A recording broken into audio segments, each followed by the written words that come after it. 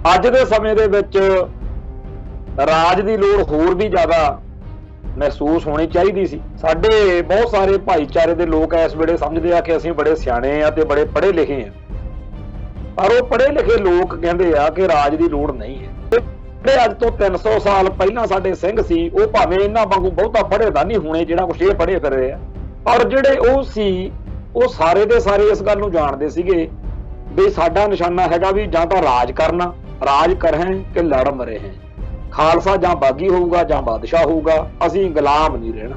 ਸਾਨੂੰ ਇਹ ਮੱਤਾਂ ਦਿੱਤੀਆਂ ਜਾ ਰਹੀਆਂ ਨੇ ਕਿ ਇਸ ਸਿਸਟਮ ਦੇ ਅੰਦਰੋਂ ਜਿਹੜਾ ਕੁਝ ਮਿਲਦਾ ਉਹ ਲੈ। ਤਾਂ ਸਾਫ਼ ਦਿਖਦਾ ਕਿ ਇਸ ਸਿਸਟਮ ਦੇ ਅੰਦਰ ਚੱਲਦਿਆਂ ਅਸੀਂ ਸਾਰਾ ਕੁਝ ਗਵਾ ਰਹੇ ਹਾਂ। ਹੁਣ 1947 ਤੋਂ ਬਾਅਦ ਜਿਹੜਾ ਸਿਸਟਮ ਵਿਦਿਆ ਦਾ ਭਾਰਤੀ ਹਕੂਮਤ ਨੇ ਲਾਗੂ ਕੀਤਾ, ਉਹਦੇ ਵਿੱਚ ਭਾਰਤ ਮਾਤਾ ਕੀ ਜੈ ਕਹਿਣ ਵਾਲੇ ਲੋਕ ਪੈਦਾ ਹੋ ਰਹੇ ਕਿ ਇੱਕ ਕਹਿੰਦੇ ਵੀ ਜਦੋਂ ਪਹਾੜਾਂ ਦੇ ਵਿੱਚ ਬਿਲਕੁਲ ਔਖੇ ਹਾਲਾਤ ਵਿੱਚ ਤਾਲਿਬਾਨ ਲੋਕ ਬੈਠੇ ਸੀ ਤੇ ਇੱਕ ਬਹੁਤ ਹੀ ਜ਼ਿਆਦਾ ਅਨਪੜ੍ਹ ਜਿਹਾ ਬੇਕਾਰ ਜਿਹਾ ਬੰਦਾ ਕਹਿੰਦਾ ਵੀ ਮੈਂ ਉਹਨੂੰ ਸਵਾਲ ਕੀਤਾ ਵੀ ਜੇਕਰ ਤੁਹਾਡਾ ਅਫਗਾਨਿਸਤਾਨ ਤੇ ਸਾਰੇ ਤੇ ਕਬਜ਼ਾ ਹੋ ਜੇ, ਤੁਸੀਂ ਕਾਮਯਾਬ ਹੋ ਜਾਓ ਆਪਦੇ ਮਿਸ਼ਨ 'ਚ, ਤਾਂ ਤੁਸੀਂ ਕੀ ਕਰੋਗੇ?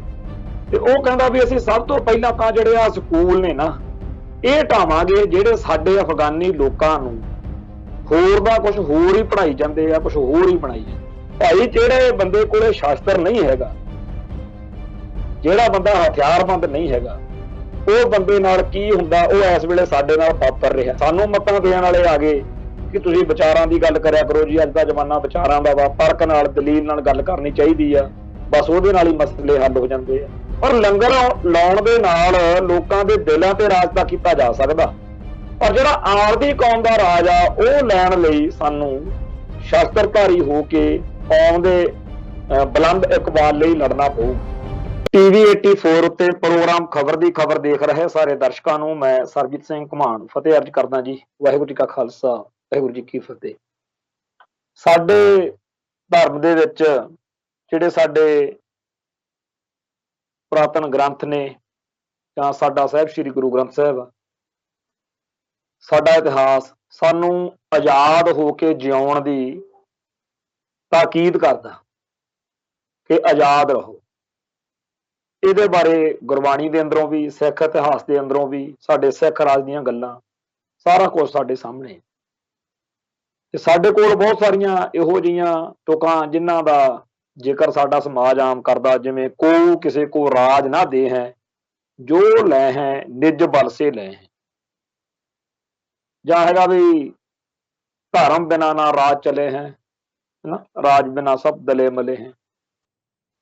ਤੇ ਜਦੋਂ ਇਹ ਸਾਰੀਆਂ ਗੱਲਾਂ ਬਾਤਾਂ ਆਪਾਂ ਕਰਦੇ ਆ ਤਾਂ ਸਾਡੇ ਭਾਈਚਾਰੇ ਦਾ ਇੱਕ ਬੜਾ ਵੱਡਾ ਹਿੱਸਾ ਜਿਹੜਾ ਹੈ ਉਹ ਇਹਨਾਂ ਚੀਜ਼ਾਂ ਦੇ ਖਿਲਾਫ ਡਟ ਜਾਂਦਾ।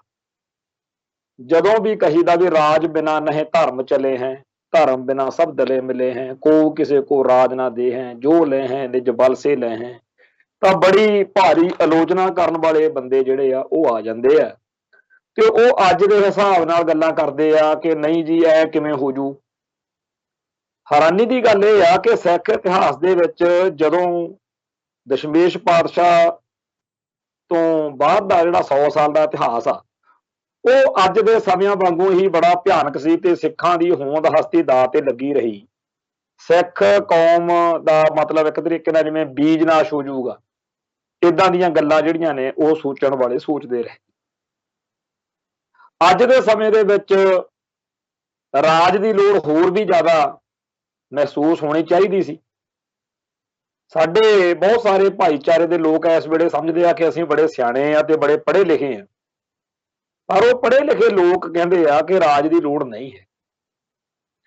ਜਿਹੜੇ ਅੱਜ ਤੋਂ 300 ਸਾਲ ਪਹਿਲਾਂ ਸਾਡੇ ਸਿੰਘ ਸੀ, ਉਹ ਭਾਵੇਂ ਇਹਨਾਂ ਵਾਂਗੂ ਬਹੁਤਾ ਪੜ੍ਹੇ ਦਾ ਨਹੀਂ ਹੋਣੇ ਜਿਹੜਾ ਕੁਛ ਇਹ ਪੜ੍ਹੇ ਫਿਰ ਰਹੇ ਆ, BA MA LLB ਐਡਵੋਕੇਟ ਵਕੀਲ ਦਾ ਕੋਰਸ ਜਾਂ ਕੁਛ ਹੋਰ ਡਾਕਟਰ ਵਗੈਰਾ, ਪਰ ਜਿਹੜੇ ਉਹ ਸੀ ਉਹ ਸਾਰੇ ਦੇ ਸਾਰੇ ਇਸ ਗੱਲ ਨੂੰ ਜਾਣਦੇ ਸੀਗੇ ਵੀ ਸਾਡਾ ਨਿਸ਼ਾਨਾ ਹੈਗਾ ਵੀ ਜਾਂ ਤਾਂ ਰਾਜ ਕਰਨਾ, ਰਾਜ ਕਰਹਿ ਕਿ ਲੜ ਮਰੇ ਹੈ, ਖਾਲਸਾ ਜਾਂ ਬਾਗੀ ਹੋਊਗਾ ਜਾਂ ਬਾਦਸ਼ਾਹ ਹੋਊਗਾ, ਅਸੀਂ ਗੁਲਾਮ ਨਹੀਂ ਰਹਿਣਾ। ਪਰ 1947 ਤੋਂ ਬਾਅਦ ਸਾਨੂੰ ਇਹ ਮਤਾਂ ਦੇਣ ਵਾਲੇ ਬੰਦੇ ਜਿਹੜੇ ਆ ਉਹ ਬੜੀ ਵੱਡੀ ਗਿਣਤੀ ਵਿੱਚ ਪ੍ਰਗਟ ਹੋ ਚੁੱਕੇ ਆ, ਜਿਹੜੇ ਕਹਿੰਦੇ ਆ ਕਿ ਗੁਲਾਮ ਰਹਿਣ ਦੇ ਬੜੇ ਫਾਇਦੇ ਆ। ਇਹਨਾਂ ਲੋਕਾਂ ਲਈ ਕਈ ਗੱਲਾਂ ਦਿਮਾਗ 'ਚ ਆਉਂਦੀਆਂ, ਕਦੇ ਤਾਂ ਇਹ ਆਉਂਦਾ ਵੀ ਇਹਨਾਂ ਨੂੰ ਹੱਥ ਬੰਨ੍ਹ ਕੇ ਬੇਨਤੀ ਕਰੀਏ ਵੀ ਜੇ ਖਾਲਿਸਤਾਨ ਬਣ ਗਿਆ ਤਾਂ ਤੁਸੀਂ ਨਾ ਰਹੋ ਖਾਲਿਸਤਾਨ ਦੇ ਵਿੱਚ।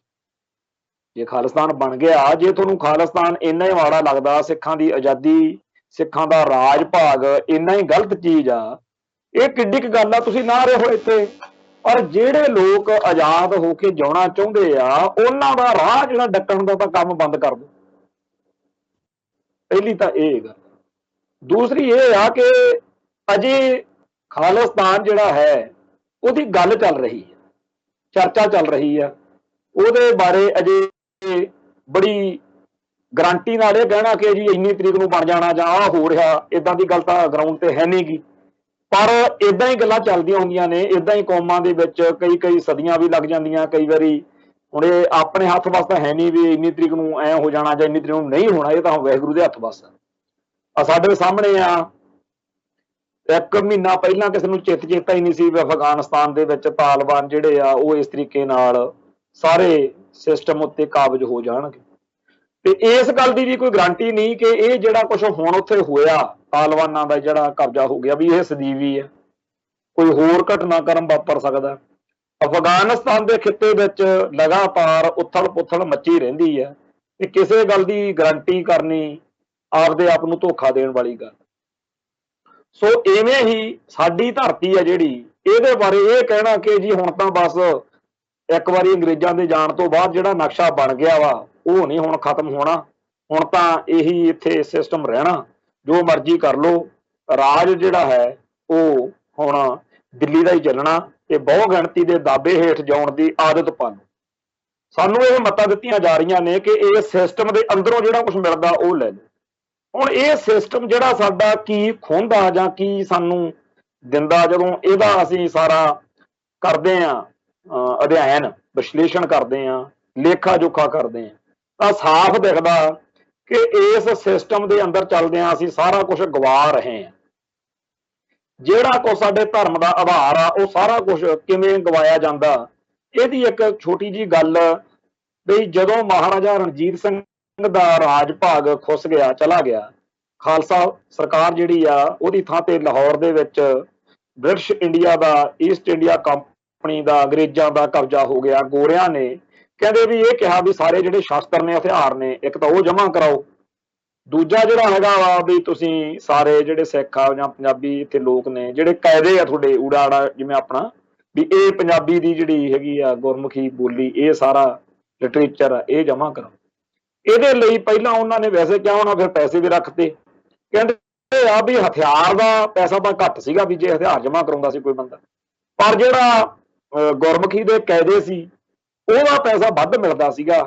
ਤੇ ਉਹ ਸਾਰਾ ਕੁਝ ਖਤਮ ਕਰਕੇ ਗੁਰਮੁਖੀ ਦਾ ਜਿਹੜਾ ਸੀ ਉਹਦੀ ਥਾਂ ਤੇ ਗੋਰਿਆਂ ਨੇ ਫਿਰ ਆਪ ਦਾ ਸਿਸਟਮ ਲਿਆਂਦਾ, ਜਿਹਦੇ ਵਿੱਚ ਜਿਹੜੇ ਲੋਕ ਪੈਦਾ ਹੋਏ ਉਹ ਭਾਰਤ ਮਾਤਾ ਦੇ, ਸੌਰੀ ਮਾਫ ਕਰਨਾ, ਉਹ ਸਾਰੇ ਦੇ ਸਾਰੇ ਗੋਰੀ ਸਰਕਾਰ ਦੇ, ਗੋਰੇ ਸਿਸਟਮ ਦੇ ਜਿਹੜੇ ਆ ਭਗਤ, ਫਿਰ ਉਹ ਬਣਨ ਵਾਲੇ ਲੋਕ ਪੈਦਾ ਹੋਣ ਲੱਗੇ।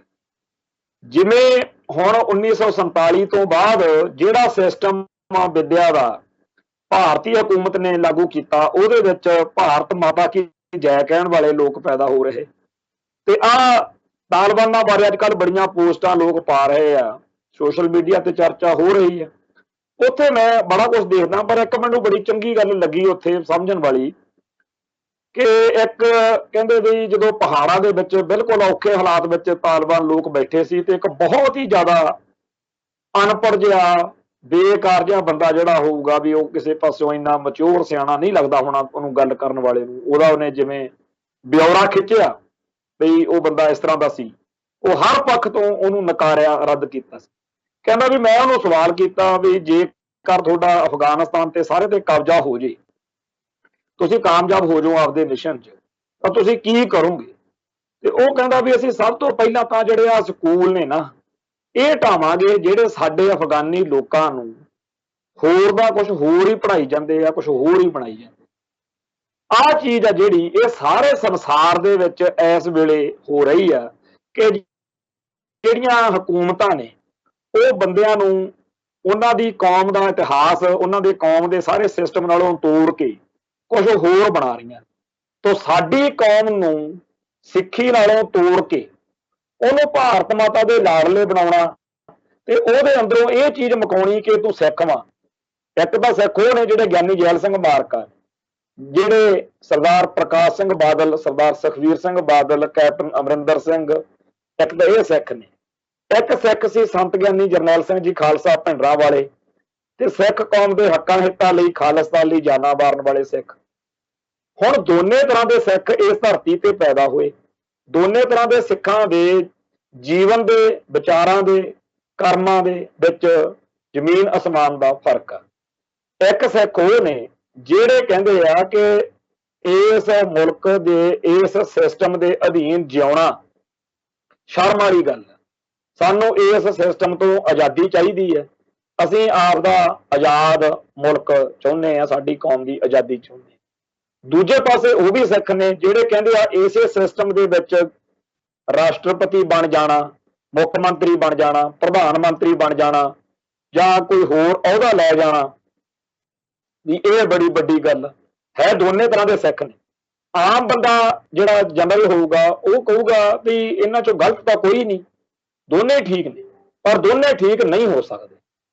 ਦੋਨਾਂ ਚੋਂ ਇੱਕ ਤਰ੍ਹਾਂ ਦਾ ਸਿੱਖ ਜਿਹੜਾ ਹੈਗਾ ਉਹ ਜ਼ਰੂਰ ਗਲਤ ਹੋਏਗਾ। ਹੁਣ ਗਲਤ ਸਿੱਖ ਕਿਹੜਾ ਤੇ ਸਹੀ ਸਿੱਖ ਕਿਹੜਾ, ਇਹਦੇ ਬਾਰੇ ਜਿਹੜੇ ਜਦੋਂ ਆਪਾਂ ਇਤਿਹਾਸਕ ਦ੍ਰਿਸ਼ਟੀਕੋਣ ਤੋਂ ਦੇਖਾਂਗੇ ਤਾਂ ਗੁਰੂ ਨਾਨਕ ਪਾਤਸ਼ਾਹ ਨੇ ਜਿਹੋ ਜਿਹਾ ਸਿੱਖ ਨੂੰ ਸਾਜਿਆ, ਜਿਹੋ ਜਿਹਾ 10 ਗੁਰੂ ਸਾਹਿਬਾਨ ਨੇ ਸਾਨੂੰ ਨਵਾਜਿਆ, ਜਿਸ ਤਰੀਕੇ ਦੇ ਸਾਡੇ ਇਤਿਹਾਸ ਨੇ ਸਾਡੇ ਅੰਦਰ ਜਿਹੜੇ ਗੁਣ ਪਾਏ ਕਿ ਅਸੀਂ ਬਾਗੀ ਹੋਵਾਂਗੇ ਜਾਂ ਬਾਦਸ਼ਾਹ ਹੋਵਾਂਗੇ, ਅਸੀਂ ਆਪਦੇ ਮੁਲਕ ਦਾ, ਆਪਦੀ ਕੌਮ ਦਾ ਘਰ ਜਿਹੜਾ ਹੈਗਾ ਉਹ ਬਣਾਵਾਂਗੇ। ਉਹ ਸਾਰੀ ਗੱਲ ਕਰਨ ਵਾਲੇ ਸਿੱਖਾਂ ਨੂੰ ਤਾਂ ਸਹੀ ਕਿਹਾ ਜਾ ਸਕਦਾ ਜਿਹੜੇ ਕਹਿੰਦੇ ਆ ਕਿ ਸ਼ਾਸਤਰਨ ਕੇ ਅਧੀਨ ਹੈ ਰਾਜ, ਜੋ ਨਾ ਤੁਹਾਡੇ ਤਿੰਨ ਬਿਗੜੇ ਕਾਜ। ਭਾਈ ਜਿਹੜੇ ਬੰਦੇ ਕੋਲੇ ਸ਼ਾਸਤਰ ਨਹੀਂ ਹੈਗਾ, ਜਿਹੜਾ ਬੰਦਾ ਹਥਿਆਰਬੰਦ ਨਹੀਂ ਹੈਗਾ, ਉਹ ਬੰਦੇ ਨਾਲ ਕੀ ਹੁੰਦਾ ਉਹ ਇਸ ਵੇਲੇ ਸਾਡੇ ਨਾਲ ਵਾਪਰ ਰਿਹਾ।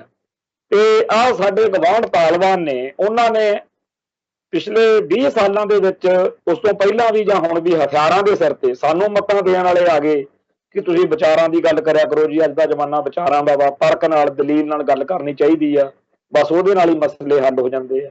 ਇੱਕ ਸਾਡੀ ਕੌਮ ਨੂੰ ਲਾਂਗਰੀਜਾ ਬਣਾਤਾ ਵੀ ਤੁਸੀਂ ਲੰਗਰ ਬਹੁਤ ਲਾਉਂਦੇ ਹੋ ਜੀ ਜਿੱਥੇ ਵੀ ਕੋਈ ਬਿਪਤਾ ਪੈਂਦੀ। ਇਹ ਸਾਰੀਆਂ ਗੱਲਾਂ ਜਿਹੜੀਆਂ ਨੇ ਇਹਨਾਂ ਦਾ ਵੀ ਕੋਈ ਹੋਊਗਾ ਆਧਾਰ, ਮੰਨ ਲੈਂਦੇ ਆ, ਪਰ ਲੰਗਰ ਲਾਉਣ ਦੇ ਨਾਲ ਲੋਕਾਂ ਦੇ ਦਿਲਾਂ ਤੇ ਰਾਜ ਤਾਂ ਕੀਤਾ ਜਾ ਸਕਦਾ, ਪਰ ਜਿਹੜਾ ਆਪਦੀ ਕੌਮ ਦਾ ਰਾਜ ਆ ਉਹ ਲੈਣ ਲਈ ਸਾਨੂੰ ਸ਼ਸਤਰਧਾਰੀ ਹੋ ਕੇ ਕੌਮ ਦੇ ਬੁਲੰਦ ਇਕਬਾਲ ਲਈ ਲੜਨਾ ਪਊਗਾ। ਕਿਉਂਕਿ ਇਹ ਗੱਲ ਪੱਕੀ ਆ ਕਿ ਜਾਂ ਤਾਂ ਕੋਈ ਸੁਪਰ ਪਾਵਰ ਤੁਹਾਡੇ ਮਗਰ ਹੋਵੇ, ਜਾਂ ਤਾਂ ਕੋਈ ਇਹੋ ਜਿਹੀ ਅੱਜ ਦੇ ਹਾਲਾਤ, ਅੱਜ ਦੇ ਹਿਸਾਬ 'ਚ ਜਿਵੇਂ ਹੁਣ ਸਾਰੇ ਜਾਣਦੇ ਆ ਕਿ ਸੰਸਾਰ ਭਰ ਦੇ ਵਿੱਚ ਅੱਡ-ਅੱਡ ਮੁਲਕਾਂ ਦੇ ਮਫਾਦ ਹੁੰਦੇ ਆ, ਤੇ ਕੋਈ ਇਹੋ ਜਿਹਾ ਮਾਹੌਲ, ਇਹੋ ਜਿਹਾ ਹਾਲਾਤ, ਅੰਤਰਰਾਸ਼ਟਰੀ ਉਥਲ ਪੁਥਲ ਇਹੋ ਜਿਹੀ ਮੱਚੇ ਜਿਹਦੇ ਵਿੱਚ ਮੁਲਕਾਂ ਦੇ ਮਫਾਦਾਂ ਦੇ ਵਿੱਚੋਂ ਨਵੇਂ ਮੁਲਕ ਹੋਂਦ ਵਿੱਚ ਆ ਜਾਂਦੇ ਆ। ਜਿਵੇਂ ਇੰਗਲੈਂਡ ਦੇ ਜਿਹੜਾ ਹੈਗਾ ਇਤਿਹਾਸ ਦੇ ਵਿੱਚ ਬੜੇ ਮੁਲਕ ਇੱਕੋ ਵੇਲੇ ਉਹਨਾਂ ਨੂੰ ਜਿਹੜੇ ਛੱਡਣੇ ਪਏ, ਜਿਹੜੇ ਆਜ਼ਾਦ ਹੋਏ। ਇਵੇਂ ਹੀ ਇੱਧਰ ਅਮਰੀਕਾ ਆ, ਉਹਦੇ ਕਰਕੇ ਕਈ ਨਵੇਂ ਮੁਲਕ ਹੋਂਦ ਵਿੱਚ ਆਉਂਦੇ ਜਾਂਦੇ ਰਹਿੰਦੇ ਆ। ਤੋ ਇਹ ਚਲੋ ਬਾਅਦ, ਇਹ ਹੋਰ ਤਰੀਕੇ ਦਾ ਇੱਕ ਵਿਸ਼ਾ ਜੀ ਤੇ ਕਦੇ ਵੱਖਰਾ ਪ੍ਰੋਗਰਾਮ ਹੋਣਾ ਚਾਹੀਦਾ। ਪਰ ਜਿਹੜੀ ਗੱਲ ਇਤਿਹਾਸ ਦੀ ਆ ਜਾਂ ਸਾਡੇ ਫਲਸਫੇ ਦੀ ਆ, ਉਹਦੇ ਹਿਸਾਬ ਨਾਲ ਤਾਂ ਗੱਲ ਸਿੱਧੀ ਆ ਕਿ ਹਰ ਉਹ ਸਿੱਖ ਜਿਹੜਾ ਇਹ ਕਹਿੰਦਾ ਕਿ ਸਿੱਖ ਗੁਲਾਮ ਰਹਿਣੇ ਚਾਹੀਦੇ ਆ, ਜਿਹੜਾ ਕਹਿੰਦਾ ਕਿ ਸਿੱਖਾਂ ਨੂੰ ਆਪਦਾ ਆਜ਼ਾਦ ਕਰ ਲੈਣ ਲਈ ਕਦੇ ਕੁਝ ਨਹੀਂ ਕਰਨਾ ਚਾਹੀਦਾ, ਉਸ ਸਿੱਖ ਨੂੰ ਤਾਂ ਹੱਥ ਬੰਨ੍ਹ ਕੇ ਬੇਨਤੀ ਕੀਤੀ ਜਾ ਸਕਦੀ ਹੈ ਕਿ ਭਾਈ ਸਿੱਖੀ ਨਾਲ ਦੁਸ਼ਮਣੀ ਕਮਾਉਣ ਲਈ ਪੱਗ, ਦਾੜਾ, ਗਾਤਰਾ, ਕਿਰਪਾਨ ਪਾਉਣ ਦੀ ਫਿਰ ਕੀ ਲੋੜ ਸੀ? ਤੇਰੇ ਨਾਲ ਤਾਂ ਉਹ ਵਧੀਆ ਜਿਹੜਾ ਸਿੱਖ ਨਹੀਂ ਹੈਗਾ, ਕਿਉਂਕਿ ਉਹ ਕਰੰਟੀ ਨਾਲ ਇੱਕ ਗੈਰ ਸਿੱਖ ਆ ਤੇ ਉਹਨੂੰ ਪਤਾ ਹੈਗਾ ਕਿ ਮੈਂ ਸਿੱਖਾਂ ਨੂੰ ਗੁਲਾਮ ਰੱਖਣਾ। ਤੇ ਤੂੰ ਸਿੱਖਾਂ ਦੇ ਘਰੇ ਜਨਮ ਲੈ ਕੇ, ਸਿੱਖਾਂ ਨੂੰ ਗੁਲਾਮ ਰੱਖ ਕੇ ਉਹਨਾਂ ਦੇ ਸਾਰੇ ਕਾਸੇ ਨੂੰ ਖਤਮ ਕਰਾਉਣ ਵਾਲੇ ਸਿਸਟਮ ਦੇ ਸਾਹਮਣੇ ਹੱਥ ਪੈਰ ਬੰਨ੍ਹ ਕੇ ਸੁੱਟ ਰਹੇ ਹਾਂ।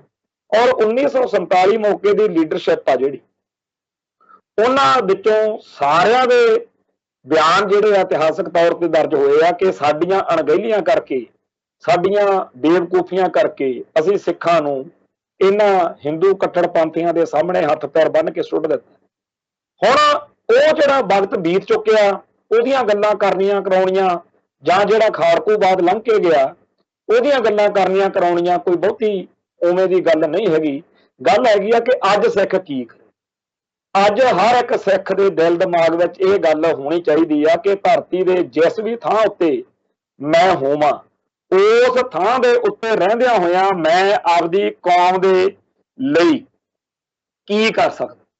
ਸਭ ਤੋਂ ਪਹਿਲੀ ਤੇ ਵੱਡੀ ਗੱਲ ਇਹ ਹੈ ਕਿ ਸਾਨੂੰ ਆਪਦੀ ਜਿਹੜੀ ਸਾਡੇ ਪੁਰਾਤਨ ਗ੍ਰੰਥ ਨੇ, ਜਿਹੜੇ ਸਾਡਾ ਪੁਰਾਤਨ ਇਤਿਹਾਸ ਆ, ਪੁਰਾਤਨ ਸਾਡੀ ਜਿਹੜੀ ਸਿਵਲਾਈਜੇਸ਼ਨ ਨਾਲ ਜੁੜੀਆਂ ਹੋਈਆਂ ਚੀਜ਼ਾਂ ਨੇ, ਉਹ ਸਾਰੀਆਂ ਸਾਂਭਣ ਸੰਭਾਲਣ ਦੇ ਉੱਤੇ ਜਿਹੜਾ ਹੈਗਾ ਜ਼ੋਰ ਆ ਉਹ ਦੇਣਾ ਚਾਹੀਦਾ। ਬਾਹਰਲੇ ਮੁਲਕਾਂ 'ਚ ਜਾ ਕੇ ਅਸੀਂ ਨੋਟ ਤਾਂ ਬੜੇ ਕਮਾ ਲਏ, ਮਾਇਆ ਤਾਂ ਅਸੀਂ ਬਹੁਤ ਕਮਾਈ, ਪਰ ਇਹ ਜਿਹੜੀ ਮਾਇਆ ਸਾਡੀ ਕੌਮ ਦਾ ਕੁਛ ਸਵਾਰੂ ਕਿ ਨਹੀਂ। ਇਹੋ ਜਿਹੀ ਮਾਇਆ ਜਿਹੜੀ ਸਾਨੂੰ ਅਯਾਸ਼ੀਆਂ, ਬਦਮਾਸ਼ੀਆਂ ਤੇ ਹੋਰ ਪੁੱਠੇ ਸਿੱਧੇ ਰਾਹਾਂ ਵੱਲੋਂ ਤੋੜ ਰਹੀ ਹੈ, ਜਿਹੜੀ ਸਾਨੂੰ ਸਾਡੇ ਨਿਆਣਿਆਂ ਨੂੰ ਸਿੱਖੀ ਨਾਲੋਂ ਤੋੜਨ ਦਾ ਰਾਹ ਪੱਧਰਾ ਕਰਦੀ ਆ, ਉਹ ਮਾਇਆ ਕਮਾਈ ਤਾਂ ਫਿਰ ਕੀ ਕਮਾਈ। ਇਹ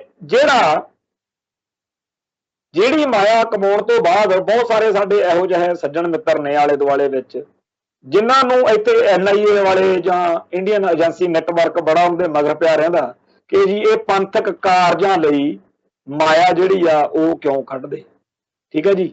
ਹੁਣ ਇਹ ਜਿਹੜਾ ਸਾਰਾ ਸਿਸਟਮ ਆ, ਇਹਦੇ ਵਿੱਚ ਸਾਨੂੰ ਇਹ ਸੋਚਣਾ ਪਊਗਾ ਕਿ ਸੰਸਾਰ ਦੇ ਹਰ ਮੁਲਕ ਦੇ ਵਿੱਚ ਸਾਨੂੰ ਆਪਦੇ ਹਮਾਇਤੀ ਪੈਦਾ ਕਰਨ ਦੀ ਲੋੜ ਆ। ਖਾਲਿਸਤਾਨ ਦੀ ਗੱਲ ਜੇਕਰ ਕੋਈ ਸੁੱਤੇ ਮੱਥੇ ਨਾ ਵੀ ਕਰ ਸਕੇ ਤਾਂ ਹੋਰ ਬੜੇ ਢੰਗ ਤਰੀਕੇ ਨੇ ਜਿਨ੍ਹਾਂ ਰਾਹੀਂ ਇਸ ਪਾਸੇ ਭੁਗਤਿਆ ਜਾ ਸਕਦਾ।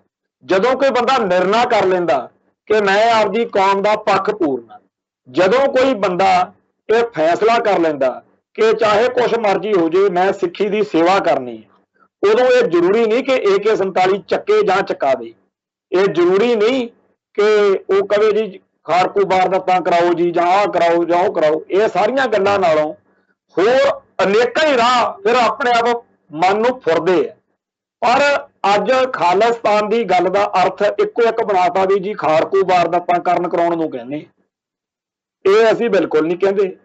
ਅਸੀਂ ਇਹ ਕਹਿੰਦੇ ਆ ਕਿ ਸਾਰੇ ਸੰਸਾਰ ਵਿੱਚ ਸਾਨੂੰ ਆਪਦਾ ਕੇਸ ਪੇਸ਼ ਕਰਨ ਦੇ ਲਈ, ਸਿੱਖੀ ਦਾ ਜਿਹੜਾ ਨਜ਼ਰੀਆ ਉਹ ਪੇਸ਼ ਕਰਨ ਦੇ ਲਈ ਬੜੀ ਭਾਰੀ ਲੋੜ ਆ ਕਿ ਸਾਡੀ ਕੌਮ ਦੇ ਐਡਵੋਕੇਟ ਜਿਹੜੇ ਆ ਉਹ ਹਰ ਥਾਂ ਦੇ ਉੱਤੇ ਹੋਣ। ਤੇ ਇਹ ਗੱਲ ਪੱਕੀ ਆ ਕਿ ਚਾਹੇ ਅਸੀਂ ਜਿੰਨਾ ਮਰਜ਼ੀ ਭਲੇ ਮਾਨਸ ਬਣਦੇ ਰਹੀਏ, ਇੰਡੀਅਨ ਸਟੇਟ ਸਿਸਟਮ ਨੇ ਤੇ ਸਿੱਖੀ ਦੇ ਦੁਸ਼ਮਣਾਂ ਨੇ, ਖਾਲਿਸਤਾਨ ਦੇ ਵਿਰੋਧੀਆਂ ਨੇ ਸਾਨੂੰ ਭੰਡਣਾ ਹੀ ਭੰਡਣਾ। ਆ ਕੱਲ ਦੀਆਂ ਗੱਲਾਂ ਨੇ, ਮੈਂ ਕੱਲ ਵੀ ਇਹ ਗੱਲ ਆਖੀ, ਅੱਜ ਫੇਰ ਕਹਿਣਾ ਵੀ 1947 ਤੋਂ ਅੱਜ 2021 ਤੱਕਰ 70-75 ਸਾਲ ਦੇ ਵਿੱਚ ਜਿਹੜਾ ਕੁਝ ਇੰਡੀਅਨ ਸਿਸਟਮ ਆਪਦੇ ਲੋਕਾਂ ਨੂੰ ਦੇ ਨਹੀਂ ਸਕਿਆ। ਅੱਜ ਤੇ ਬਾਹਲੀਆਂ ਸੜਕਾਂ ਤੇ ਪੁਲ ਗੋਰਿਆਂ ਵੇਲੇ ਦੇ ਬਣੇ ਹੋਏ ਨੇ, ਟ੍ਰੇਨ ਸਿਸਟਮ ਆ ਜਿਹੜਾ ਰੇਲਾਂ ਦਾ ਉਹ ਗੋਰਿਆਂ ਵੇਲੇ ਦਾ ਬਣਿਆ ਹੋਇਆ। ਤੇ ਇੱਥੇ ਤਾਂ ਹਜੇ ਤੱਕ ਲੋਕ ਸਰਪੰਚਾਂ, MLA, MP ਦੇ ਸਾਹਮਣੇ ਖੜੇ ਹੁੰਦੇ ਆ ਕਿ ਸਾਡੀਆਂ ਗਲੀਆਂ ਨਾਲੀਆਂ ਪੱਕੀਆਂ ਕਰਾ ਦਿਓ। ਆਹ 70-80 ਸਾਲ ਦੇ ਵਿੱਚ ਤਰੱਕੀ ਜਿਹੜੀ ਆ ਜਿਸ ਮੁਲਕ ਨੇ ਕੀਤੀ ਆ, ਉਹ ਕਹਿੰਦਾ ਕਿ ਤਾਲਿਬਾਨ ਜਿਹੜੇ ਨੇ ਉਹ ਸਾਰਾ ਕੁਝ ਰਾਤੋਂ ਰਾਤ ਕਰਕੇ ਦਿਖਾ ਦੇਣ। ਹੁਣ ਤਾਲਿਬਾਨ ਦੇ ਅਸੀਂ ਹਮਾਇਤੀ ਹੋਈਏ ਨਾ ਹੋਈਏ, ਪਰ ਇੱਕ ਗੱਲ ਤਾਂ ਪੱਕੀ ਆ ਕਿ ਅਜੇ ਉਹਨਾਂ ਦੇ ਪੈਰ ਜੰਮੇ ਨਹੀਂ। ਅਜੇ ਤਾਂ ਉਹ ਆਪਦਾ ਸਿਸਟਮ ਖੜਾ ਕਰਨਗੇ ਤੇ ਉਹ ਇਹ ਗੱਲ ਪੂਰਾ ਜਚਾਉਣ ਤੇ ਲੱਗੇ ਹੋਏ ਨੇ। ਜਿਵੇਂ ਕੱਲ ਜਿਹੜਾ ਉਹਨਾਂ ਦਾ ਬੁਲਾਰਾ ਜਬੀ ਉਲ ਮੁਜਾਹਿਦ ਆ, ਉਹਨੇ ਪ੍ਰੈਸ ਕਾਨਫਰੰਸ ਕੀਤੀ ਆ, ਉਹਦੇ ਵਿੱਚ ਉਹਨੇ ਕਿਹਾ ਕਿ ਅਸੀਂ ਅਫਗਾਨਿਸਤਾਨ ਦੇ ਵਿੱਚ ਪੋਸਟ ਦੀ ਖੇਤੀ ਬੰਦ ਕਰ ਦਿਆਂਗੇ, ਅਫੀਮ ਦੀ ਪੈਦਾਵਾਰ ਬੰਦ ਕਰ ਦਿਆਂਗੇ ਤੇ ਅਫਗਾਨਿਸਤਾਨ ਦੀ ਸਰਜ਼ਮੀਨ ਕਿਸੇ ਮੁਲਕ ਦੇ ਖਿਲਾਫ ਨਹੀਂ ਵਰਤੀ ਜਾਊਗੀ। ਔਰਤਾਂ ਨੂੰ ਮੀਡੀਆ, ਹਸਪਤਾਲਾਂ 'ਚ, ਕਾਰੋਬਾਰ 'ਚ ਕੰਮਕਾਰ ਕਰਨ ਦੀ ਖੁੱਲ੍ਹ ਦਿਆਂਗੇ, ਬੱਚਿਆਂ ਨੂੰ ਸਕੂਲ ਜਾਣ ਦੀ ਆਗਿਆ ਦਿਆਂਗੇ। ਭਾਰਤ ਨੂੰ ਅਫਗਾਨਿਸਤਾਨ ਖਿਲਾਫ ਕਿਸੇ ਦਾ ਹੱਥ ਠੋਕਾ ਨਾ ਬਣਨ ਦੀ ਚੇਤਾਵਨੀ ਵੀ ਦਿੱਤੀ ਆ ਉਹਨਾਂ ਨੇ। ਘੱਟ ਗਿਣਤੀਆਂ ਦੀ ਸੁਰੱਖਿਆ ਦਾ ਯਕੀਨ ਵੀ, ਤੇ ਆਪ ਦੇ ਸਿਆਸੀ ਵਿਰੋਧੀਆਂ ਖਿਲਾਫ ਜੰਗ ਲੜਨ ਵਾਲਿਆਂ ਨੂੰ ਆਮ ਮਾਫੀ ਦਾ ਐਲਾਨ ਅੱਜ ਸਾਰੇ ਅਖਬਾਰਾਂ 'ਚ ਪੰਜਾਬ ਦੇ ਵਿੱਚ ਇੱਥੇ ਮੋਟਾ ਕਰਕੇ ਛਪਿਆ। ਤੇ ਦੁਨੀਆ ਦੇ ਨਾਲ ਚੱਲਣ ਦੀ ਖਾਹਿਸ਼, ਅਫਗਾਨਿਸਤਾਨ ਵਿੱਚ ਜੰਗ ਖਤਮ ਹੋਣ ਦਾ ਐਲਾਨ ਵੀ ਕੀਤਾ, ਅਫਗਾਨਿਸਤਾਨ ਦੀ ਨਵ ਅਸਾਰੀ ਦੀ ਪਲੈਨਿੰਗ, ਇਹੋ ਜਿਹੀਆਂ ਗੱਲਾਂ ਉਹਨਾਂ ਨੇ ਚੰਗੀਆਂ ਕੀਤੀਆਂ ਨੇ। ਪਰ ਸਾਡੇ ਭਾਰਤ ਦੇ ਚੈਨਲਾਂ ਨੇ ਇੰਨਾ ਰੱਜ ਕੇ ਭੰਡੀ ਪ੍ਰਚਾਰ ਸ਼ੁਰੂ ਕੀਤਾ ਹੋਇਆ ਕਿ ਜਿਹੜੇ ਬੰਦੇ ਆਪਦਾ ਦਿਮਾਗ ਨਹੀਂ ਵਰਤਦੇ ਹੋਣੇ, ਉਹ ਇਹ ਸੋਚਦੇ ਹੋਣੇ ਆ ਵੀ ਉੱਥੇ ਤਾਂ ਬਸ ਜੀ ਲਾਸ਼ਾਂ ਦੇ ਢੇਰ ਲੱਗੇ ਪਏ ਨੇ ਤੇ ਉੱਥੇ ਤਾਂ ਆਹ ਹੁੰਦਾ ਉਹ ਹੁੰਦਾ। ਪੁਰਾਣੀਆਂ ਫਿਲਮਾਂ, ਪੁਰਾਣੀਆਂ ਵੀਡੀਓ ਕੱਢ ਕੇ ਜ਼ਾਹਿਰ ਕੀਤਾ ਜਾ ਰਿਹਾ ਕਿ ਬੜਾ ਔਖਾ ਹੋ ਰਿਹਾ। ਇਹ ਜਦੋਂ ਖਾਲਿਸਤਾਨੀ ਅਜੇ ਕੋਈ ਗੱਲ ਸ਼ੁਰੂ ਕਰਦੇ ਆ ਕਰਾਉਂਦੇ ਆ, ਜਿਹੜਾ ਭੰਡੀ ਪ੍ਰਚਾਰ ਆ ਇਹ ਉਦੋਂ ਵੀ ਹੋਊਗਾ। ਤੁਹਾਨੂੰ ਯਾਦ ਹੋਣਾ 1984 ਮੌਕੇ ਕਹਿਤਾ ਸੀਗਾ ਕਿ ਦਰਬਾਰ ਸਾਹਿਬ ਦੇ ਵਿੱਚੋਂ ਅਕਾਲ ਤਖਤ ਸਾਹਿਬ ਦੇ ਭੋਰੇ ਦੇ ਵਿੱਚੋਂ ਤਹਿਖਾਨੇ ਵਿੱਚੋਂ ਬੜੀਆਂ ਬੀਬੀਆਂ ਜਿਹੜੀਆਂ ਨੇ ਨਿਰਵਸਤਰ ਜੀ ਮਿਲੀਆਂ ਨੇ। ਇਹੋ ਜਿਹੀਆਂ ਗੱਲਾਂ ਕਰਨ ਕਰਾਉਣ ਵਾਲਿਆਂ ਨੇ 1984 ਦੇ ਨਵੰਬਰ ਮਹੀਨੇ ਵੀ ਕਹਿਤਾ ਸੀਗਾ ਕਿ ਜੀ ਬੜੀ ਵੱਡੀ ਗਿਣਤੀ ਦੇ ਵਿੱਚ ਸਿੱਖਾਂ ਨੇ ਲਾਸ਼ਾਂ ਜਿਹੜੀਆਂ ਨੇ ਉਹ ਵਿਛਾਉਣ ਦੇ ਲਈ ਦਿੱਲੀ ਦੇ ਵਿੱਚ ਜ਼ਹਿਰ ਘੋਲ ਦਿੱਤੀ ਹੈ ਤੇ ਟ੍ਰੇਨ ਭਰ ਕੇ ਆ ਗਈ ਆ ਜੀ ਪੰਜਾਬ ਤੋਂ, ਵੱਢ ਦਿੱਤੇ ਆ ਹਿੰਦੂ। ਏਦਾਂ ਦੀਆਂ ਗੱਲਾਂ, ਮਤਲਬ ਕਿ ਇੰਨਾ ਭਿਆਨਕ ਹਾਲਾਤ ਬਾਹਰਲੇ ਲੋਕਾਂ ਨੂੰ ਦਰਸਾਏ ਵੀ ਬਾਹਰ ਬੈਠੇ ਬੰਦੇ ਨੂੰ ਇਉਂ ਲੱਗਦਾ ਸੀ ਵੀ ਪੰਜਾਬ ਦੇ ਵਿੱਚ ਤਾਂ ਸਿੱਖਾਂ ਦੇ ਮੁੰਡੇ ਤੜਕੇ ਉੱਠਦੇ ਆ ਤੇ ਚਾਹ ਪਾਣੀ ਪੀ ਕੇ ਮੋਟਰਸਾਈਕਲ ਚੱਕਦੇ ਆ ਤੇ ਨੇੜੇ ਜਾਂਦੇ ਆ, ਬੈਂਕ ਲੁੱਟ ਲੈਂਦੇ ਆ, ਪੈਟਰੋਲ ਪੰਪ ਤੋਂ ਟੈਂਕੀ ਫੁੱਲ ਕਰਾ ਕੇ ਉੱਤੇ ਗੋਲੀਆਂ ਮਾਰ ਕੇ ਫਿਰ ਬਾਜ਼ਾਰ 'ਚ ਜਾਂਦੇ ਆ, ਲਾਰਿਆਂ ਨੂੰ ਲੁੱਟਦੇ ਆ, ਲਾਰਿਆਂ ਦੀਆਂ ਕੁੜੀਆਂ ਨੂੰ, ਲਾਰਿਆਂ ਦੇ ਨਾਲ ਹਿੰਦੂਆਂ ਨਾਲ ਬਦਕਲਾਮੀ ਕਰਦੇ ਆ। ਇਹ ਸਾਰਾ ਇੰਨਾ ਭਿਆਨਕ ਉਹਨਾਂ ਨੇ ਬਣਾਇਆ ਜਿਹਦੇ ਕਰਕੇ ਲੋਕਾਂ ਦੇ ਮਨਾਂ ਦੇ ਵਿੱਚ ਪੰਜਾਬ ਤੋਂ ਬਾਹਰ ਬਹੁਤ ਨਫ਼ਰਤ ਹੋ ਗਈ ਤੇ ਉੱਥੇ ਜਿਹੜੇ ਪੰਜਾਬੀ ਭਾਈਚਾਰੇ ਤੇ ਸਿੱਖਾਂ ਉੱਤੇ ਹਮਲੇ ਹੁੰਦੇ ਸੀ ਉਹਦਾ ਕਾਰਨ ਇਹੀ ਸੀਗਾ ਕਿ ਉਹਨਾਂ ਨੂੰ ਬਹੁਤ ਜ਼ਿਆਦਾ ਭੜਕਾਇਆ ਗਿਆ। ਔਰ ਜਦੋਂ ਬਾਲ ਠਾਕਰੇ ਨੇ 1988 ਦੇ ਵਿੱਚ ਇਸੇ ਗੱਲ ਦੇ ਮਗਰ ਲੱਗ ਕੇ ਵੀ ਪਤਾ ਨਹੀਂ ਹਿੰਦੂਆਂ ਦਾ ਕਿਉਂ ਕੀ ਹੋ ਰਿਹਾ ਤੇ ਉਹਨੇ ਉੱਥੇ ਕਹਿਤਾ ਕਿ ਅਸੀਂ ਫਿਰ ਆਹ ਕਰ ਦਿਆਂਗੇ ਉਹ ਕਰ ਦਿਆਂਗੇ, ਕਾਫੀ ਉਹਨੇ ਗਲਤ ਜਿਹਾ ਰੁਖ ਅਖਤਿਆਰ ਕੀਤਾ ਤੇ ਪੰਜਾਬ ਦੇ ਵਿੱਚੋਂ ਅਜੀਤ ਅਖਬਾਰ ਦੇ ਵਿੱਚ ਚਿੱਠੀਆਂ ਛਪੀਆਂ ਲੋਕਾਂ ਦੀਆਂ। ਫਿਰ ਉੱਥੇ ਵੀ ਉਹਨੂੰ ਬਹੁਤ ਸੋਚ ਭੇਜਿਆ, ਸਬੂਤ ਦਿੱਤੇ ਕਿ ਜੇਕਰ ਪੰਜਾਬ ਦੇ ਹਿੰਦੂ ਜਿਹੜੇ ਆ ਇੱਥੋਂ ਵਸਦੇ ਲੋਕਾਂ ਦੇ ਉਲਟ ਚੱਲਣ, ਹਰ ਵੇਲੇ ਇਹਨਾਂ ਦਾ ਬੁਰਾ ਮੰਗਣ, ਤੇ ਤੂੰ ਸੋਚ ਵੀ ਜਿਹੜੇ ਮਹਾਰਾਸ਼ਟਰ ਦੇ ਮਰਾਠੇ ਕਲਚਰ ਦੇ ਮਰਾਠੇ ਹੀਰੋ ਨੂੰ, ਮਰਾਠੇ ਧਰਤੀ ਨੂੰ, ਹਰ ਚੀਜ਼ ਨੂੰ ਨਿਖਿੱਧ ਮੰਨਣ, ਨਫ਼ਰਤ ਕਰਨ, ਤੁਸੀਂ ਕੀ ਕਰੋਗੇ ਉਹਨਾਂ ਨਾਲ?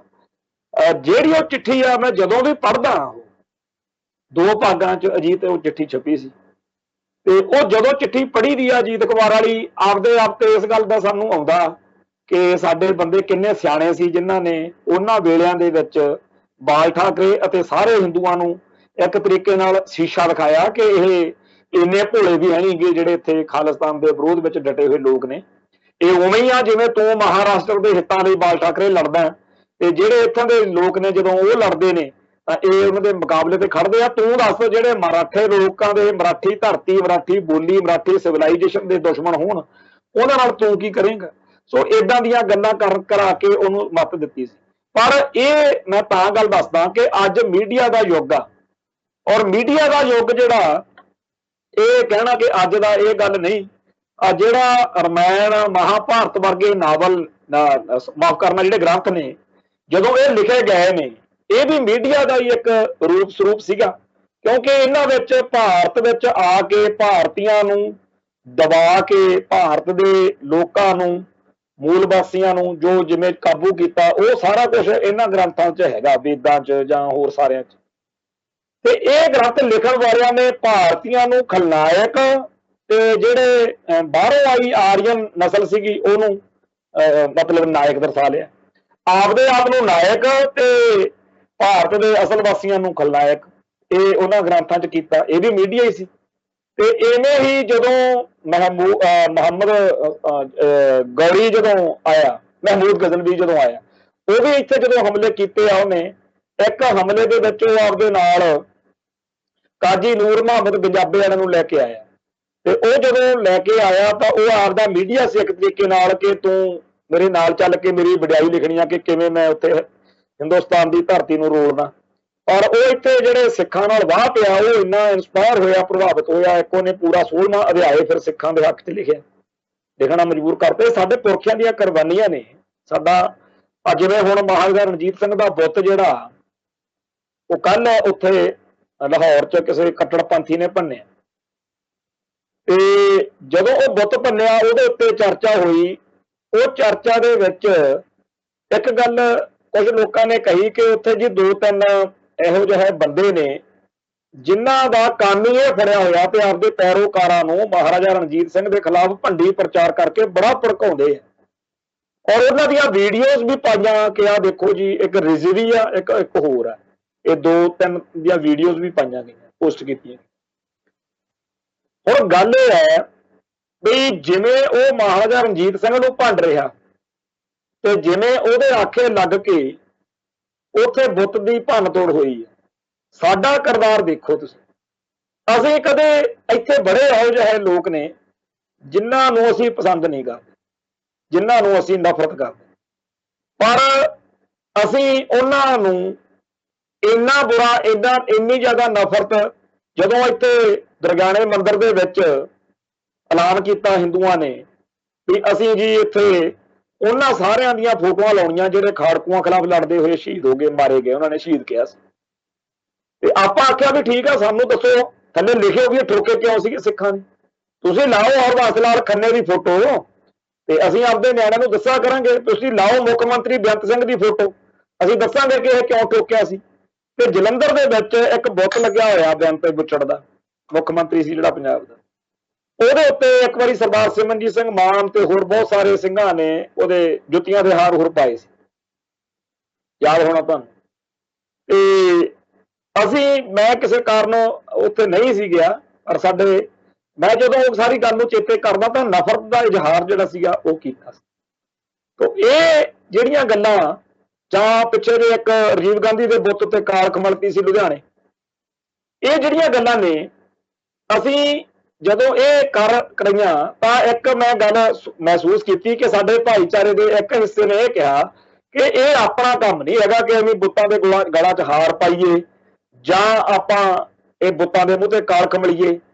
ਤੇ ਇਹ ਤਾਂ ਦਿਖਾ ਕੇ ਆਪਦੀ ਕੌਮ ਨੂੰ ਦੱਸੋ ਕਿ ਇਹ ਲੋਕ ਸੀ ਜਿਨ੍ਹਾਂ ਨੇ ਤੁਹਾਡੀ ਕੌਮ ਦੀ ਨਸਲਕੁਸ਼ੀ ਕੀਤੀ। ਤੇ ਜੇਕਰ ਇਹਨਾਂ ਦੇ ਬੁੱਤ ਤੁਹਾਡੀ ਧਰਤੀ ਤੇ ਲੱਗੇ ਹੋਏ ਨੇ, ਇਹਦੇ ਨਾਲੋਂ ਵੱਡੀ ਸਾਡੀ ਜਿਹੜੀ ਹੈਗੀ ਆ ਦੁਰਗਤੀ ਹੋਰ ਕੀ ਹੋ ਸਕਦੀ ਆ ਕਿ ਅੱਜ ਅਸੀਂ ਇਹਨਾਂ ਦੇ ਸਾਡੇ ਸਾਹਮਣੇ ਬੁੱਤ ਲਾ ਕੇ ਸਾਡੇ ਸਾਹਮਣੇ ਇਹ ਦਿਖਾਇਆ ਜਾ ਰਿਹਾ। ਸੋ ਅਸੀਂ ਅੱਜ ਵੀ ਉਹਨਾਂ ਖਲਨਾਇਕਾਂ ਬਾਰੇ ਉਹਨੇ ਨੀਵੇਂ ਨਹੀਂ ਗਿਰ ਸਕਦੇ। ਅਸੀਂ ਤਾਂ ਆਪਦੀ ਨੈਤਿਕਤਾ ਤੇ ਆਪਦੇ ਕਿਰਦਾਰ ਦੇ, ਬੁਲੰਦ ਕਿਰਦਾਰ ਦੇ ਮੁਜ਼ਾਹਰੇ ਦੇ ਨਾਲ, ਪ੍ਰਗਟਾਵੇ ਦੇ ਨਾਲ ਆਪਦੇ ਦੁਸ਼ਮਣ ਕੋਲੋਂ ਸਿਫਤਾਂ ਗਾਉਣ ਵਾਲੇ ਬੰਦੇ ਆ। ਸਾਡੇ ਦੁਸ਼ਮਣ ਗੌਰੀ ਮਹਿਮੂਦ ਗਜ਼ਨਵੀ ਹੋਣੀ ਤੇ ਹੋਰ ਜਿੰਨੇ ਵੀ ਨਾਦਰ ਸ਼ਾਹ ਹੋਣੀ, ਕਿਹੜਾ ਵਾ ਜੀ ਤੋਂ ਅਸੀਂ ਸਿਫਤਾਂ ਨਹੀਂ ਕਰਾਈਆਂ। ਆ ਮੀਰ ਮੰਨੂ ਆ, ਅਸੀਂ ਤਾਂ ਉਹ ਤੋਂ ਵੀ ਸਿਫਤਾਂ ਕਰਾਈਆਂ ਹੋਈਆਂ ਨੇ। ਤੇ ਆ ਜਿਹੜੇ ਕਹਿੰਦੇ ਕਹਾਉਂਦੇ ਦੁਸ਼ਮਣ, ਜੇ ਉਹ ਆਪਦੇ ਨਾਲ ਲੈ ਕੇ ਆਇਆ ਮਹਿਮੂਦ ਗਜ਼ਨਵੀ, ਤਾਂ ਉਹ ਆਪਦੇ ਨਾਲ ਲੈ ਕੇ ਆਇਆ ਤਾਂ ਇੱਕ ਅਧਿਆਏ ਐਵੇਂ ਨਹੀਂ ਉਹਦੇ ਕਾਜੀ ਨੂਰ ਮੁਹੰਮਦ ਗਜਾਬੇ ਵਾਲੇ ਨੇ ਪੂਰੇ ਦਾ ਪੂਰਾ ਲਿਖਤਾ, ਉਹ ਕਿਸੇ ਗੱਲ ਨਾਲ ਮਤਲਬ ਲਿਖਿਆ, ਜਿਹੜਾ ਵੱਡਾ ਘੱਲੂਘਾਰਾ ਹੋਰ ਸਾਰਾ ਕੁਛ ਇਹ ਬੀਤਿਆ। ਪਰ ਅਸੀਂ ਇੰਨਾ ਨਹੀਂ ਗਿਰ ਸਕਦੇ ਜਿਵੇਂ ਇਹ ਰਜਵੀ ਹੁਣੀ ਗਿਰ ਸਕਦੇ ਆ ਜਾਂ ਉਹਨਾਂ ਦੇ ਪੈਰੋਕਾਰ ਗਿਰ ਸਕਦੇ। ਹੁਣ ਗੱਲ ਆ ਗਈ ਹਿੰਦੂ ਕੱਟੜਵਾਦ ਦੀ। ਹਿੰਦੂ ਕੱਟੜਵਾਦ ਦਿਨੋਂ ਦਿਨ ਬਿਲਕੁਲ ਉਸੇ ਰਾਹ ਤੁਰਿਆ ਹੋਇਆ ਜਿਹੜੇ ਰਾਹ ਤੇ ਇਹ ਕਹਿੰਦੇ ਆ ਕਿ ਤਾਲਬਾਨ ਤੁਰੇ ਹੋਏ। ਅਸੀਂ ਤਾਂ ਉਸ ਦੀਆਂ ਗੱਲਾਂ ਨਹੀਂ ਕਰਦੇ ਕਿ ਤਾਲਬਾਨ ਐ ਕਰਦੇ ਆ ਉਹ ਕਰਦੇ ਆ, ਪਰ ਇਹ ਕਹਿੰਦੇ ਆ ਕਿ ਤਾਲਬਾਨ ਬੜੇ ਮਾੜੇ। ਵੀ ਤੁਸੀਂ ਬੜੇ ਚੰਗੇ ਹੋ, ਤੁਸੀਂ ਦਿਖਾਉਂਦੇ ਹੋ ਫੋਟੋਆਂ ਕਿ ਲਓ ਜੀ ਉੱਥੋਂ ਜਹਾਜ਼ਾਂ ਤੇ ਚੜ ਕੇ ਉੱਡਦੇ ਆ। ਹੋਏ ਕਰੋਨਾ ਮੌਕੇ ਕਿੰਨੀ ਦੁਰਗਤੀ ਸੀ, ਕਿਵੇਂ ਨਿਆਣੇ ਜਿਹੜੇ ਸੀਗੇ ਕਿਵੇਂ ਸੜਕਾਂ ਤੇ ਲੋਕ ਤੁਰੇ ਹੀ ਜਾ ਰਹੇ ਸੀਗੇ ਵੀ ਚਲੋ ਚੱਲੀਏ ਕਿਸੇ ਪਾਸੇ ਪਹੁੰਚੀਏ। ਜੇ ਉੱਥੇ ਕੋਈ ਸਿਸਟਮ ਨਹੀਂ ਹੈਗਾ, ਜਿਹੜੇ ਬੰਦੇ ਉੱਥੇ ਰਹਿਣਾ ਨਹੀਂ ਚਾਹੁੰਦੇ ਤੇ ਉਹ ਨਹੀਂ, ਉਹਨਾਂ ਲਈ ਕੋਈ ਸੁਰੱਖਿਅਤ ਜਾਂ ਸਿਕਿਉਰ ਜਿਹਾ ਵੇ ਆਊਟ ਨਹੀਂ ਹੈਗਾ, ਤਾਂ ਭਾਈ ਇੱਥੇ ਤੁਹਾਡੇ ਕੋਲ ਕਿਹੜਾ ਸੀਗਾ ਜਦੋਂ ਲੋਕ ਤੁਰ ਪਏ ਸੀ ਕਰੋਨਾ ਵਾਲੇ ਦਿਨਾਂ 'ਚ। ਸੋ ਇਹ ਸਾਰੀਆਂ ਗੱਲਾਂ ਦੇ ਮੱਦੇ ਨਜ਼ਰ ਗੱਲ ਜਿਹੜੀ ਕਰਨ ਵਾਲੀ ਆ ਉਹ ਇਹ ਹੈ ਕਿ ਚਾਹੇ ਆਪਦੇ ਘਰ ਵਿੱਚ ਅੱਧੀ ਰੋਟੀ ਮਿਲਦੀ ਹੋਵੇ, ਉਹਦਾ ਸਵਾਦ ਹੋਰ ਹੁੰਦਾ। ਬੜੇ ਅਜੀਬੋ ਗਰੀਬ ਜੀਆਂ ਕਈ ਹਾਸੋਹੀਣੀਆਂ ਜੀਆਂ ਫੋਟੋਆਂ ਤੇ ਵੀਡੀਓਜ਼ ਤਾਲਬਾਨ ਲੜਾਕਿਆਂ ਦੀਆਂ ਜਿਹੜੀਆਂ ਨੇ ਉਹ ਆ ਰਹੀਆਂ ਨੇ। ਅੱਗੇ ਲੜਾਕੇ ਵਾਲੀ ਗੱਲ ਤੇ ਮੈਂ ਗੱਲ ਕਰ ਲਵਾਂ, ਪਹਿਲਾਂ ਅੱਤਵਾਦੀ ਲਿਖਦੇ ਹੁੰਦੇ ਸੀ ਸਾਰੇ ਆ ਭਾਰਤੀ ਅਖਬਾਰਾਂ ਵਾਲੇ, ਆ 3 ਦਿਨ ਹੋਏ ਹੁਣ ਲੜਾਕੇ ਲਿਖਣ ਲੱਗ ਗਏ। ਇਹਨਾਂ ਨੂੰ ਕਿਹਾ ਥੋੜੀ ਕਿਸੇ ਨੇ। ਤੇ ਸਾਡੇ ਇੱਥੇ 2 ਨੌਜਵਾਨ ਫੜੇ ਆ ਪੁਲਿਸ ਨੇ, ਉਹਨਾਂ ਨੂੰ ਅੱਤਵਾਦੀ ਲਿਖਿਆ ਹੋਇਆ। ਤੇ 1999-90 ਦੇ ਦੌਰ ਵਿੱਚ ਜਦੋਂ ਪੰਥਕ ਕਮੇਟੀ ਡਾਕਟਰ ਸੋਹਣ ਸਿੰਘ ਵਾਲੀ ਨੇ ਜਾਰੀ ਕੀਤਾ ਸੀਗਾ, ਸੈਂਸਰ ਲਾਇਆ ਸੀਗਾ, ਜਿਹੜਾ ਮੀਡੀਆ ਨੂੰ ਪ੍ਰੈਸ ਨੂੰ ਕਿਹਾ ਸੀਗਾ, ਉਦੋਂ ਤੁਹਾਨੂੰ ਯਾਦ ਆ ਸਾਰੇ ਖਾੜਕੂ ਆਪਣੇ ਆਪ ਹੀ ਲਿਖਣ ਲੱਗ ਗਏ ਖਾੜਕੂ, ਤੇ ਹੁਣ ਫਿਰ ਅੱਤਵਾਦੀ ਲਿਖਣ ਲੱਗ ਗਏ। ਤੇ ਪਿੱਛੇ ਜੇ ਇੱਕ ਵਾਰੀ ਭਾਈ ਨਰੈਣ ਸਿੰਘ ਚੌਲਾ ਜਦੋਂ ਜੇਲ੍ਹ ਤੋਂ ਨਿਕਲੇ ਆ, ਉਦੋਂ ਜਗਬਾਣੀ ਵਾਲਾ ਕਿਤੇ ਲਿਖ ਬੈਠਿਆ, ਸਿੱਖਾਂ ਨੇ ਉਹ ਧੀਰੀ ਭੈਣ ਦੀ ਕੀਤੀ, ਇੰਨਾ ਉਹਦਾ ਵਿਰੋਧ ਕੀਤਾ ਵੀ ਉਹਨੂੰ ਉਹ ਜਗਬਾਣੀ ਵਾਲੇ ਨੂੰ ਅਖਬਾਰ ਨੂੰ ਵਾਲੇ ਨੂੰ ਇਹਦੇ ਤੋਂ ਪਿੱਛੇ ਹਟਣਾ ਪਿਆ। ਸੋ ਹਕੀਕਤ ਇਹ ਆ ਕਿ ਇਹ ਜਿਹੜੇ ਮੀਡੀਆ ਦੇ ਰਾਹੀਂ ਨੈਰੇਟਿਵ ਸਿਰਜਦੇ ਆ ਉਹਨਾਂ ਦਾ ਅਸਰ ਸਾਡੇ ਭਾਈਚਾਰੇ 'ਚ ਬਹੁਤ ਹੋਇਆ, ਜਿਹਦੇ ਕਰਕੇ ਬਹੁਤ ਵੱਡਾ ਤਬਕਾ ਜਿਹੜਾ ਹੈ ਉਹ ਇਸ ਗੱਲ 'ਚ ਆਇਆ ਹੋਇਆ ਸਾਡੀ ਕੌਮ ਦਾ ਕਿ ਖਾਲਿਸਤਾਨ ਦੀ ਗੱਲ ਕਰਨੀ ਜੀ ਬੜੀ ਮਾੜੀ ਗੱਲ ਹੈ। ਮੈਂ ਇਹ ਕਹਿਣਾ ਕਿ ਜੇਕਰ ਤੁਸੀਂ ਖਾਲਿਸਤਾਨ ਦੇ ਹੱਕ ਵਿੱਚ ਨਹੀਂ ਹੋ ਤਾਂ ਕੋਈ ਗੱਲ ਨਹੀਂ, ਤੁਸੀਂ ਖਾਲਿਸਤਾਨ ਦੇ ਹੱਕ 'ਚ ਨਹੀਂ ਹੋ ਤਾਂ ਕੋਈ ਗੱਲ ਨਹੀਂ, ਪਰ ਖਾਲਿਸਤਾਨ ਦਾ ਵਿਰੋਧ ਕਰਕੇ, ਖਾਲਿਸਤਾਨ ਦੇ ਏਜੰਡੇ ਦੇ ਖਿਲਾਫ ਭੁਗਤ ਕੇ ਉਸ ਸਿਸਟਮ ਨੂੰ ਮਜ਼ਬੂਤ ਕਰਨਾ ਜਿਹੜਾ ਤੁਹਾਡੇ ਧਰਮ ਨੂੰ ਖਤਮ ਕਰ ਰਿਹਾ, ਇਹ ਬਿਆਨਤਦਾਰੀ ਦੇ ਸਾਨੂੰ ਅਰਥ ਸਮਝ ਨਹੀਂ ਆਉਂਦੇ। ਮੈਂ ਪੰਜਾਬ ਦੇ ਵਿੱਚ ਬੈਠਾ, ਇੱਥੇ ਪੰਜਾਬ ਦੇ ਵਿੱਚ ਲੁਧਿਆਣੇ ਜ਼ਿਲ੍ਹੇ ਦੇ ਵਿੱਚ ਮੇਰਾ ਪਿੰਡ ਆ ਘੁਮਾਣ, ਬਿਲਕੁਲ ਸਾਡੇ ਜੇ ਘਰ ਵਿੱਚ ਜਨਮ ਲੈ ਕੇ ਸਾਡੇ ਪਰਿਵਾਰ ਦੇ ਵਿੱਚ ਜੁੱਤੀਆਂ ਗੰਢਦੇ, ਸਾਡਾ ਤਾਇਆ ਹੁਣੇ ਚੜਾਈ ਕੀਤਾ, ਜੁੱਤੀਆਂ ਗੰਢਦੇ ਸੀ, ਮੇਰੇ ਪਾਪਾ ਜੀ ਵੀ ਜੁੱਤੀਆਂ ਗੰਢਦੇ ਸੀ। ਜੋ ਕੁਝ ਅਸੀਂ ਹੰਢਾਇਆ ਹਿੰਦੂਤਵ ਤੋਂ, ਜੋ ਕੁਝ ਅਸੀਂ ਮਾਣਿਆ ਸਿੱਖੀ ਚੋਂ, ਉਹਦੇ ਕਰਕੇ ਸਾਡੇ ਮੇਰੇ ਰੋਮ ਦੇ ਵਿੱਚ ਇਹ ਗੱਲ ਵਸੀ ਹੋਈ ਆ ਕਿ ਜੇਕਰ ਸਾਡੀ ਕੌਮ ਦਾ ਰਾਜ ਨਾ ਆਇਆ ਤਾਂ ਜਿਹੜਾ ਕੁਝ ਅਸੀਂ ਗਵਾ ਬੈਠੇ ਆ ਉਹ ਤਾਂ ਗਵਾ ਬੈਠੇ ਆ, ਹੋਰ ਬਹੁਤ ਕੁਝ ਗਵਾਵਾਂਗੇ। ਤੇ ਸਾਡੀ ਦੱਬੇ ਕੁਚਲੇ ਨਿਮਾਣੇ ਲਤਾੜੇ ਗਰੀਬ ਲੋਕਾਂ ਦੀ ਜੇ ਕਿਤੇ ਕਿਸੇ ਸਿਸਟਮ ਵਿੱਚ, ਕਿਸੇ ਫਲਸਫੇ 'ਚ ਸਭ ਤੋਂ ਵੱਧ ਸੁਣਵਾਈ ਹੋ ਸਕਦੀ ਹੈ ਇਸ ਖਿੱਤੇ 'ਚ, ਤਾਂ ਉਹ ਸਿਰਫ ਸਿੱਖ ਸਿਸਟਮ ਆ, ਸਿੱਖ ਰਾਜ। ਸਭ ਤੋਂ ਮਾੜੀ ਜਿਹੜੀ ਹੈ ਜਦੋਂ ਸਾਡੀ ਹੋ ਰਹੀ ਹੋ ਨਾ, ਜਦੋਂ ਅਸੀਂ ਕਹਿ ਰਹੇ ਹੋਵਾਂਗੇ ਕਿ ਦੇਖੋ ਜੀ ਸਾਡੀ ਸੁਣਵਾਈ ਨਹੀਂ ਹੈਗੀ, ਉਦੋਂ ਵੀ ਅਸੀਂ ਇਹ ਮੰਨ ਕੇ ਚੱਲਾਂਗੇ ਕਿ ਜਿਹੜਾ ਸਾਡੇ ਨਾਲ ਗਵਾਂਢ ਦੇ ਵਿੱਚ ਸਾਡਾ ਭਾਈਚਾਰੇ ਦਾ ਹਿੱਸਾ ਉਹਦੇ ਨਾਲੋਂ ਕਿਤੇ ਫੇਰ ਚੰਗੀ। ਯੂਪੀ ਦੇ ਵਿੱਚ, ਹਰਿਆਣੇ ਦੇ ਵਿੱਚ ਜੋ ਕੁਝ ਸਾਡੇ ਭਾਈਚਾਰੇ ਨਾਲ ਹੁੰਦਾ ਜੁੱਤੀਆਂ ਗੰਢਣ ਵਾਲਿਆਂ ਦੇ, ਉਹ ਸਾਨੂੰ ਭੁੱਲਿਆ ਨਹੀਂ ਹੋਇਆ। ਪੰਜਾਬ ਦੀ ਧਰਤੀ ਉੱਤੇ ਇੱਥੇ ਜੋ ਕੁਝ ਅਸੀਂ ਫਖਰ ਨਾਲ ਹਾਸਲ ਕੀਤਾ ਸਿੱਖੀ ਵਿੱਚ, ਤੇ ਜਿਵੇਂ ਮਾਣ ਸਤਿਕਾਰ ਕੌਮ ਵੱਲੋਂ ਮਿਲਦਾ, ਇਹ ਖਾਸ ਤੌਰ ਦੇ ਉੱਤੇ ਇਸ ਗੱਲ ਦੇ ਉੱਤੇ ਕਿ ਇਹ ਬੰਦੇ ਸਪਸ਼ਟਤਾ ਦੇ ਨਾਲ ਖਾਲਿਸਤਾਨ ਦੀ ਗੱਲ ਕਰਦੇ।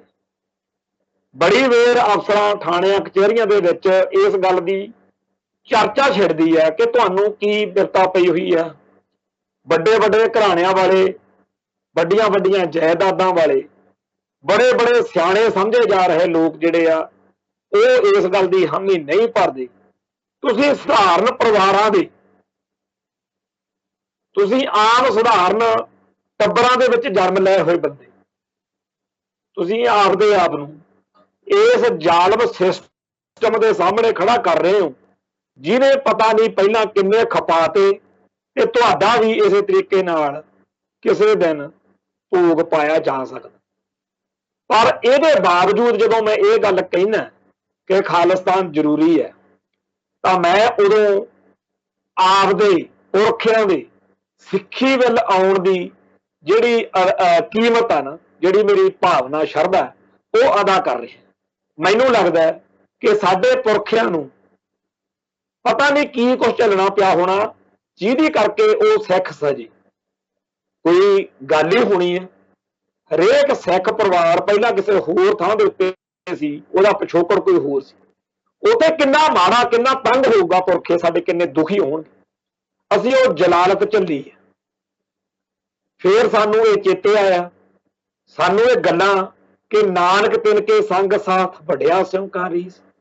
ਫਿਰ ਸਾਨੂੰ ਕਲਗੀਧਰ ਸ਼ਹਿਨशाह ਦੇ ਇਹ ਬੋਲ ਚੇਤੇ ਆਉਂਦੇ ਹੈ ਕਿ ਜਿਨਕੀ ਜਾਤ ਵਰਣ ਔਰ ਕੁਲ ਮਾਹੀ, ਸਰਦਾਰੀ ਨਾ ਭਈ ਕਦਾ ਹੀ, ਤਿਨ ਹੀ ਕੋ ਸਰਦਾਰ ਬਣਾਓ ਤਵੇ ਗੋਬਿੰਦ ਸਿੰਘ ਨਾਮ ਕਾ।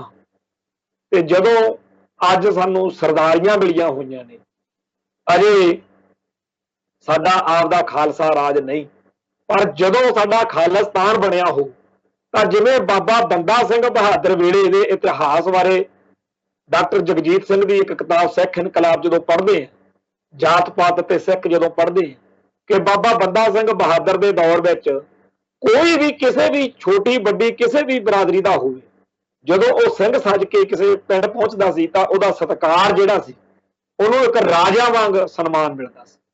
ਤੇ ਜਦੋਂ ਸਭ ਤੋਂ ਪਹਿਲੀ ਜਿੱਤ ਜਿੱਤੀ ਆ ਉਦੋਂ ਵੀ ਉਹ ਸਰਦਾਰੀ ਜਿਹੜੀ ਸੀਗੀ, ਉਹ ਜਿਹੜੇ ਕਲਗੀਧਰ ਪਾਤਸ਼ਾਹ ਦੇ ਬਚਨ ਸੀ ਉਹਦੇ ਅਨੁਸਾਰ ਜਿਨਕੀ ਜਾਤ ਵਰਨ ਔਰ ਕੁੱਲ ਮਾਹੀ, ਉਹਨਾਂ ਨੂੰ ਸਰਦਾਰੀਆਂ ਜਿਹੜੀਆਂ ਸੀਗੀਆਂ ਦੇਣ ਦਾ ਉਹ ਕੰਮ ਚੱਲੇ।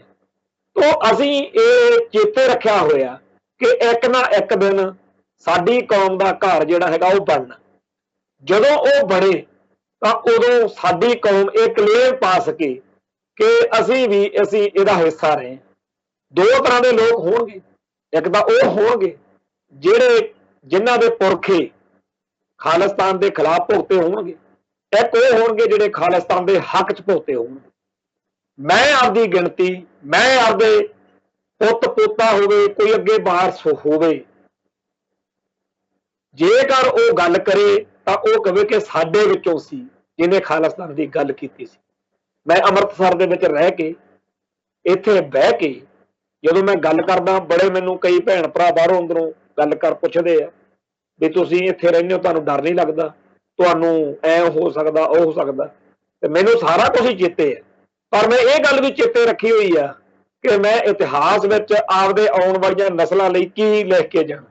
ਤਾਂ ਇਹੀ ਸਵਾਲ ਮੈਂ ਸਾਰੀ ਕੌਮ ਦੇ ਸਾਹਮਣੇ ਅੱਜ ਸੁੱਟਣਾ ਚਾਹੁੰਦਾ ਕਿ ਆਪਾਂ ਕੀ ਲਿਖਵਾ ਕੇ ਜਾਣਾ ਚਾਹੁੰਦੇ, ਕੀ ਆਪਾਂ ਇਹ ਲਿਖਾ ਕੇ ਜਾਣਾ ਚਾਹੁੰਦੇ ਆ ਕਿ ਇਹ ਸਾਡੇ ਬੁੜਿਆਂ ਨੂੰ, ਸਾਡੇ ਬਜ਼ੁਰਗਾਂ ਨੂੰ ਕੋਈ ਲੋੜ ਤਾਂ ਨਹੀਂ ਸੀਗੀ, ਪਰ ਉਹਨਾਂ ਨੇ ਨੱਕ 'ਚ ਦਮ ਕਰੀ ਰੱਖੀ ਆ ਖਾਲਿਸਤਾਨੀਆਂ, ਤੇ ਜਾਂ ਇਹ ਕਿ ਔਖਤਾ ਬੜੀ ਸੀ ਪਰ ਧੰਨ ਸੀ ਸਾਡੇ ਬਜ਼ੁਰਗ ਜਿਨ੍ਹਾਂ ਨੇ ਖਾਲਿਸਤਾਨ ਦੀ ਗੱਲ ਜਾਰੀ ਰੱਖੀ।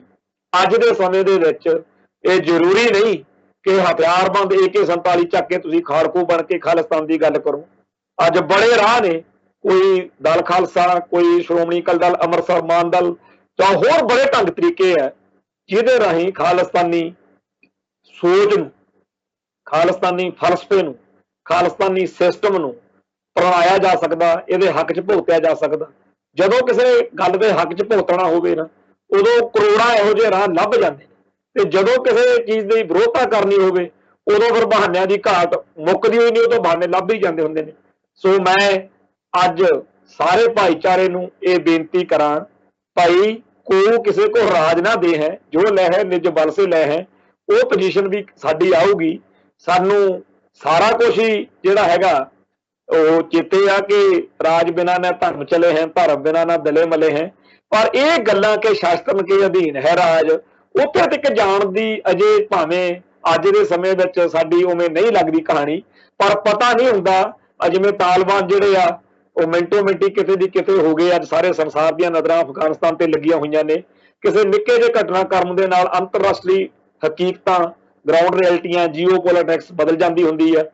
ਪਿਛਲੇ 5 ਦਿਨ ਤੋਂ ਖਾਲਿਸਤਾਨੀ ਸਫਾਂ ਦੇ ਵਿੱਚ ਜਿਹੜੇ ਲੋਕ ਨਿਰਾਸ਼ਾ ਦੇ ਵਿੱਚ ਸੀ, ਜਿਹੜੇ ਲੋਕ ਉਦਾਸੀਆਂ ਤੇ ਮਾਯੂਸੀਆਂ ਦੇ ਵੱਡੇ ਸਮੁੰਦਰਾਂ ਦੇ ਘੇਰਿਆਂ ਵਿੱਚ ਗਹਿਰ ਗੰਭੀਰ ਹੋ ਕੇ ਜਵਾਰ ਭਾਟਿਆਂ 'ਚ ਉਲਝੇ ਪਏ ਸੀ, ਬੜੇ ਭਾਈਚਾਰੇ ਦੇ ਵਿੱਚੋਂ ਲੋਕ ਚਰਚਾ ਕਰਨ ਵਾਲੇ, ਫੋਨ ਕਰਨ ਵਾਲੇ, ਗੱਲਾਂ ਕਰਨ ਵਾਲੇ ਬੜਾ ਇਹਨਾਂ ਦਿਨਾਂ ਦੇ ਵਿੱਚ ਉਹ ਰੌਂ ਵਿੱਚ ਨੇ, ਰੰਗ ਵਿੱਚ ਨੇ, ਤੇ ਸੋਚਦੇ ਆ ਕਿ ਸ਼ਾਇਦ ਸਾਡਾ ਵੀ ਕੁਝ ਬਣੇ।